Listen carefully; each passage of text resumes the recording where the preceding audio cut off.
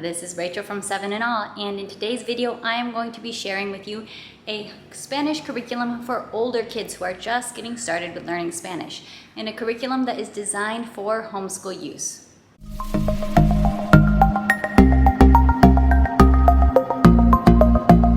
Breaking the Barrier is a provider of middle school and high school foreign language curriculum. They have Spanish curriculum as well as French curriculum options, and they reached out to me to ask if I would be interested in sharing about their new middle school levels with you guys.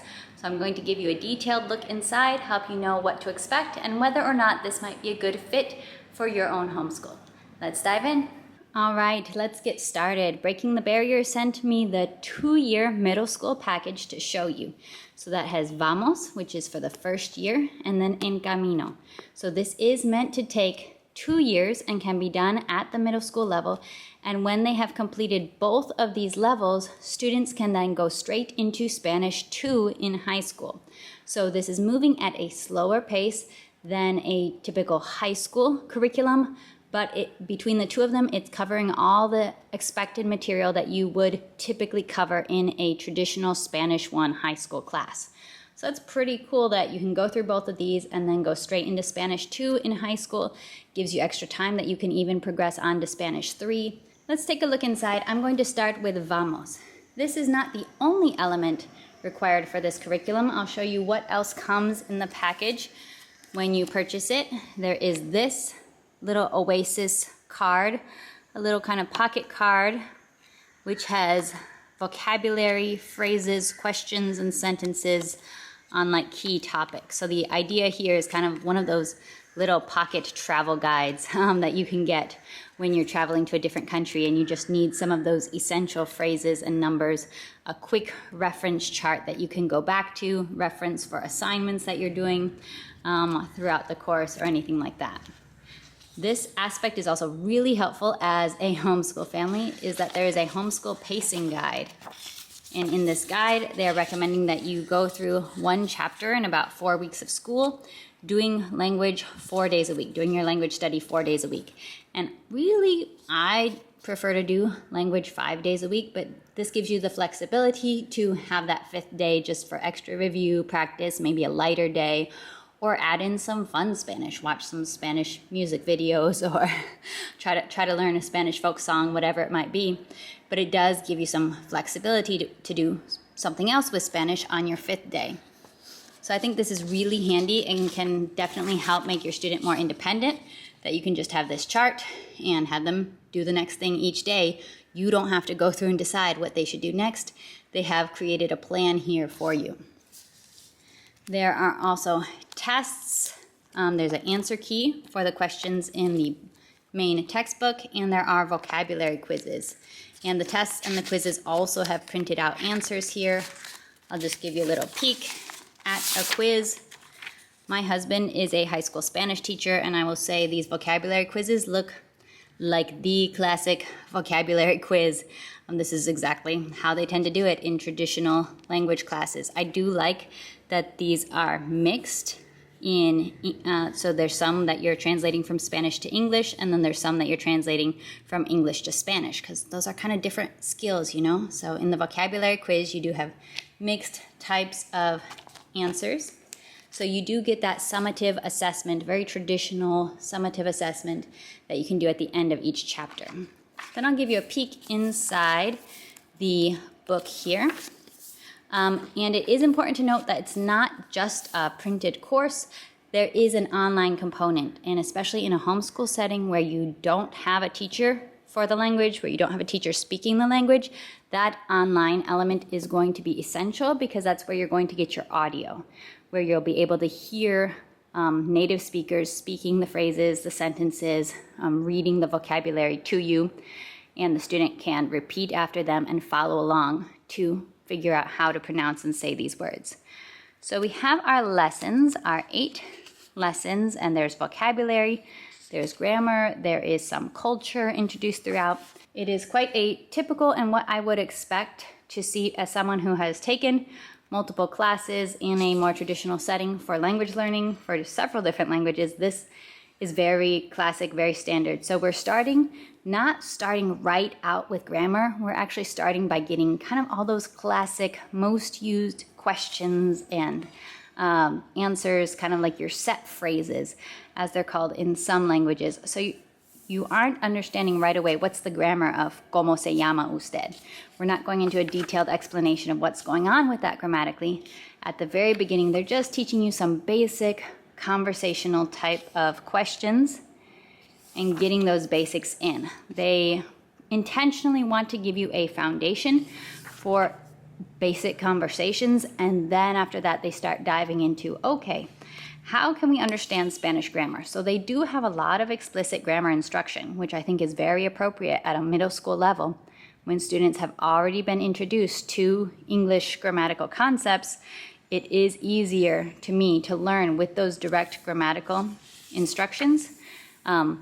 So I like that they do that, but they don't start with it from the very beginning. They do start just trying to get some really basic sentence structures in. So you can take a peek at this. You can kind of see how it's going. Throughout maybe the first 2 chapters, they're giving you explanation of how to pronounce each letter in Spanish, which Spanish is really nice. Every letter is pretty much always pronounced the same. It's really, really nice that way, unlike English, you know? They do give you lists of vocabulary words. Now, something that I would really point out and note, when a middle schooler gets to a list of vocabulary words like this, if your child or student is new to learning languages, they might not realize, hey, you actually need to stop and do some work to learn these. You're probably not gonna learn this whole list of words the first time you read it. You're going to have to take your time. You might want to copy it out. You might want to make yourself some flashcards that you can go through and review. And they do have digital flashcards that you can go through for certain chapters in the online component. But the process of actually creating your own flashcards, drawing the pictures for your own flashcards, drilling yourself, that is really just a language learning skill. And so this is one of the elements where I would say you can't necessarily expect your middle schooler to be able to be completely independent with this yet, because it's really going to depend on the student, how well their own independent study skills are. Do they know what they need to do to learn vocabulary, whether that is in English or any other language? That's really going to depend on the individual child. So with a middle schooler, I would be making sure, especially near the beginning of the course, to be teaching them just best practices for mastering vocabulary. I'll try to give you a closer look here. Best practices for mastering vocabulary, and just communicating to them that learning a language takes work. It is never going to be immediate. It's never going to be effortless. You're going to have to review and review, learn that vocabulary word, practice using it in a sentence, get the hang of it.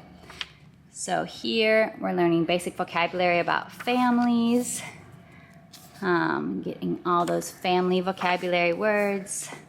Le gusta, te gusta, very useful basic vocabulary. We get all of our colors right in here. And again, you might think color's easy, but it can take a while. So give your child clues of, okay, you can use certain just like memory devices to help you remember. Like, rojo and red, they start with the same letter R, so that makes it easy to remember. Or verde, I can think of verdant green fields and think of the similar root between verdant and verde. You know, whatever makes sense.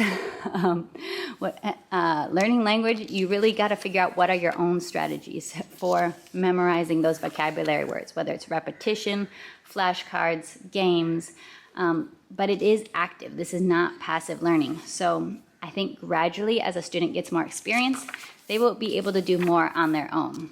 So you can see that there are exercises throughout the book and exercises that have a specific answer. That answer will be in the answer key. If your student is going through the online text, which has all the same information and all of these same exercises, they will be able to type in the answer to that exercise and then click on a little light bulb and get immediate feedback on what the suggested answer is for that question. Of course, some of these, like ¿qué hora es?, that's not going to have one specific answer. So it's not always one specific answer, as we know in language learning. Then I wanted to show you something that they have throughout. So after you get through the introductory lessons, they always begin each lesson with a little cultural segment. And I showed this to my husband, who's used several Spanish curriculums in his school as well. He says it's very, very classic that always as we're learning languages, we're trying to learn about the culture and about the people who speak that language. So you get to go through many different Spanish-speaking countries, but you're going to notice something right away, that here you are at the beginning of a beginner Spanish course, and all of this is in Spanish itself, all the information here. And then here on this page, you have Mexicanos famosos. All of the information about them is in Spanish as well. So these pages right here are complete immersion. The other pages are not. They have the translations, they have English instructions. This is not an immersion style course. This is an explicit instruction style course, but these pages are immersion. And I can imagine that it would be a little intimidating to some middle schoolers to hit this page, or to some new language learners to hit these pages and be like, what do I do? So my suggestion with how to handle these pages, what I would do is use these for literally that, immersion practice. Have your child go through and try to read these paragraphs, practicing their reading aloud skills, practicing the pronunciation skills that they have been working on through listening to the audio, through repeating from the audio. Okay, now try to put that to use. Go through this paragraph, and there's going to be a lot of words that you do not know yet. But try to figure out which words do you know? Which words could you guess based on cognates? In the first or second chapter, they do talk about how many cognates there are between Spanish and English and how helpful that can be at times. But I would use these as kind of that immersion detective style learning that is very much real life. To this day, when I am reading in Spanish, there is some amount of detective work and deductions that I'm making using words that I do know and then filling in the words that I don't know. Now, of course, that's going to be challenging to a beginner learner, but that's the idea here, to challenge them to, hey, can you read this? Can you get the general idea from it? And also teach them how to use online tools to help them figure out words that they don't know, help them translate specific words. Oh, if I don't know this word, what tool can I use online? Can I use a dictionary or an online translation tool to figure out what that word means? So that would be my suggestion on using these little cultural portions. Again, going through the vocabulary, teaching your children how to review, how to master vocabulary. Then here is when we really start getting into grammar instruction. And it progresses with a very similar rhythm. So you can see what to expect. A lot of colorful, interesting pictures, nice eye-pleasing design throughout. And I'll just show you a peek into En Camino.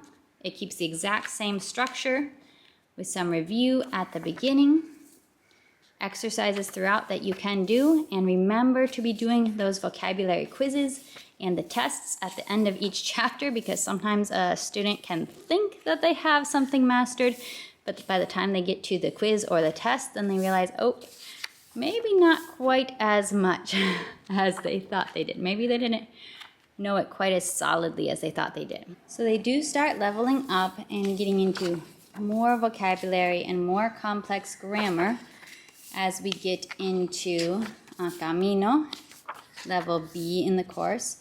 So here, irregular verbs in the imperfect tense, double object pronouns, oh, wonderful. Adverbs that end with mente, oh, those are pretty fun. The double object pronouns, that can be a bit challenging, I'll say. And I want to give you a peek at a test here from this level. So the kind of expectations that you would have, this is after lesson 3. Conjugate the following verbs fully in the imperfect tense. Write the correct form of the imperfect tense. Correct form of the imperfect tense, so the focus is all imperfect tense here. Then we have reflexive object pronouns, adverb,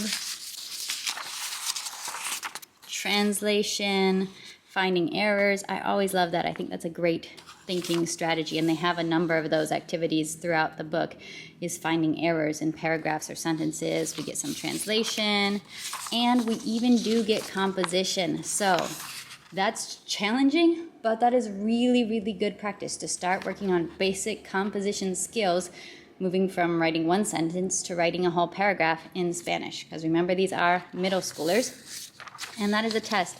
Very, very classic setup for a Spanish test, and do not worry, they have example answers for you. So you can rely on those example answers for finding the answers. Now, who is this going to work for?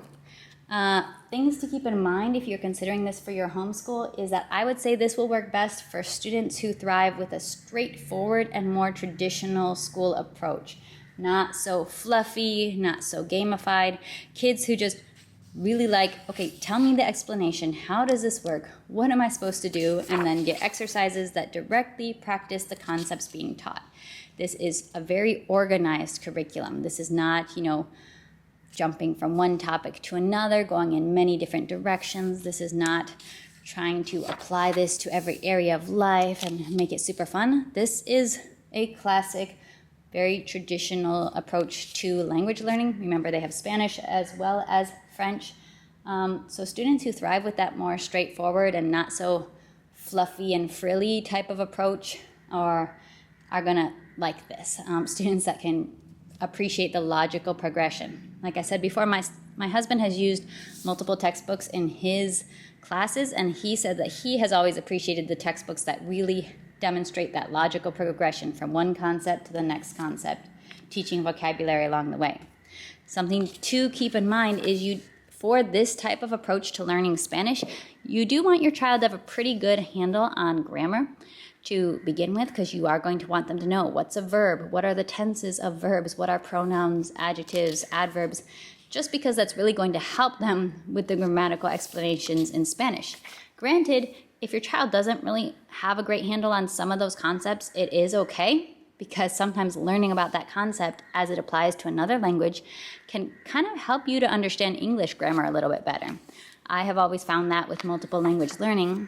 Hey, learning how we use adverbs in Spanish and making the analogies to how we use adverbs in English can really kind of help those light bulbs to click on sometimes. So I hope that you have enjoyed this look inside, and I've also given you a look inside the online portal as well, the online interactive textbook, so you can get a peek at that. And let me know if you have any further questions about this curriculum in the comments below. I will be happy to answer. Thank you to Breaking the Barrier for partnering with me to be able to share about this option for middle school Spanish curriculum. And do remember that they have high school levels available as well. All right, I'll be seeing you. Bye.